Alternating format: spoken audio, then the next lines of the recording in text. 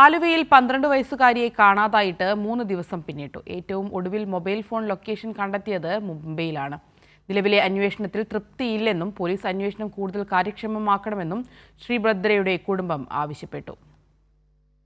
ആലുവയ്ക്കടുത്ത് കരുമാലൂരിൽ നിന്നും ശനിയാഴ്ചയാണ് 12 വയസ്സുകാരിയായ ശ്രീഭദ്രയെ കാണാതായത്. കൂട്ടുകാരിയുടെ വീട്ടിൽ നിന്ന് പുസ്തകം വാങ്ങാനാണെന്ന് പറഞ്ഞു പോയ കുട്ടി പിന്നീട് തിരിച്ചെത്തിയില്ല. വൈകുന്നേരമായിട്ടും കാണാതായതോടെ കുടുംബം തെരച്ചിൽ നടത്തിയെങ്കിലും കണ്ടെത്തിയില്ല. രാത്രിയോടെ ആലുവ വെസ്റ്റ് പോലീസിൽ പരാതി നൽകി. ഞായറാഴ്ച രാവിലെ കാസർഗോഡ് ഭാഗത്ത് മൊബൈൽ ലൊക്കേഷൻ കാണിച്ചിരുന്നു. പിന്നീട് മംഗലാപുരം, തുടർന്ന് മുംബൈ എന്നിവിടങ്ങളിലും ഫോൺ ലൊക്കേഷൻ കണ്ടെത്തി.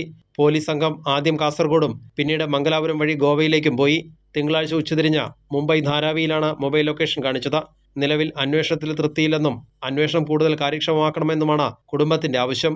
ഇപ്പൊ മൂന്നാമത്തെ ദിവസം രാത്രിയാണ് വരുന്നത്. എന്റെ മോള് പോയിട്ട് അങ്ങോട്ട് പോയിരുന്നു, ആർക്കും ഒന്നും അറിഞ്ഞൂടെ. പോലീസ് പറയുന്നുണ്ട് അവിടെ എത്തി ഇവിടെ എത്തി എന്ന് പറയുന്നുണ്ട്. അല്ലാണ്ട് ഒരു ഇത് പിടിക്കാനോ ഒന്നിനും അവർക്ക് പറ്റിയിട്ടില്ല ഇതുവരെ. 2-3 ദിവസമായി വിളിക്കുമ്പോൾ പറയണ എത്താറായി അവളുടെ അടുത്ത് എത്താറായി എന്ന് പറയുന്നല്ലാണ്ട് കൊച്ചിനെ ഇതുവരെ കണ്ടിട്ടൊന്നുമില്ല. കാരണം തട്ടിക്കൊണ്ടുപോക്കാനാണ്.